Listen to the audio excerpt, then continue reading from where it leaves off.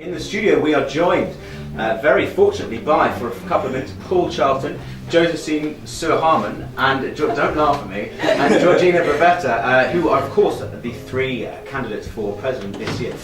So guys, we've only got you for a couple of minutes, because I know you were aware you want to get back down for an US delegate, which you two guys are running for, Josephine and Georgina.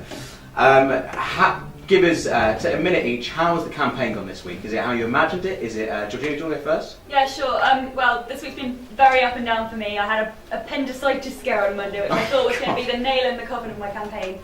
It was absolutely devastating after working so hard last week. But luckily, it turned out not to be appendicitis. The antibiotics kicked in, and I was back on my feet the next day, fighting as hard as ever. So that was brilliant, and it really reinvigorated my campaign. And my campaign team really stepped up to the challenge and made me so proud. So it's brilliant. Josephine?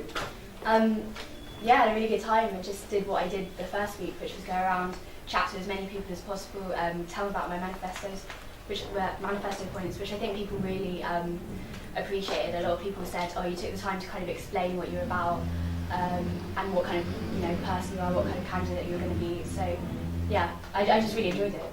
And Paul? I've been talking about campaigning in my sleep. I've absolutely loved the experience. It's a fantastic time. I've been humbled by how much my friends have done, and people even what I'm for, how much they've done off their own backs.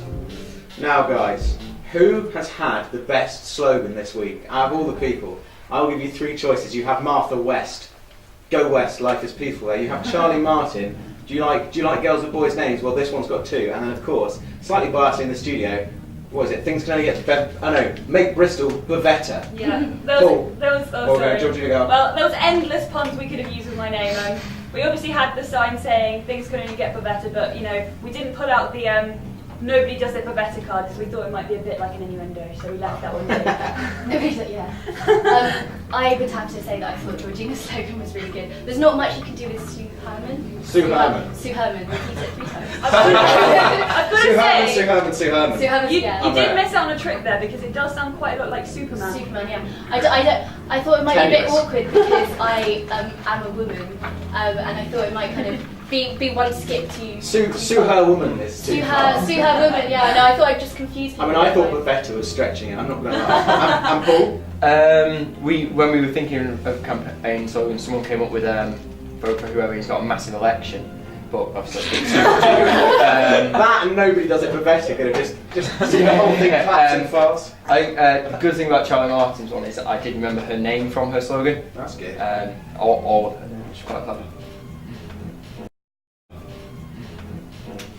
Now there've been controversies this week. There've been disagreements and things like that. However, do you think that the elected team will work well together? Do you know people within the other candidates who are running for the other positions? Yeah, actually my flatmate is running. We're not allowed to run on a slate, so we've been very careful to keep our campaigns completely separate. But if she wins and I win, I'm going to be absolutely delighted, because she's one of my best friends. And I know lots of the other candidates standing, and I really hope they get the chance to work with them, because they're some brilliant people.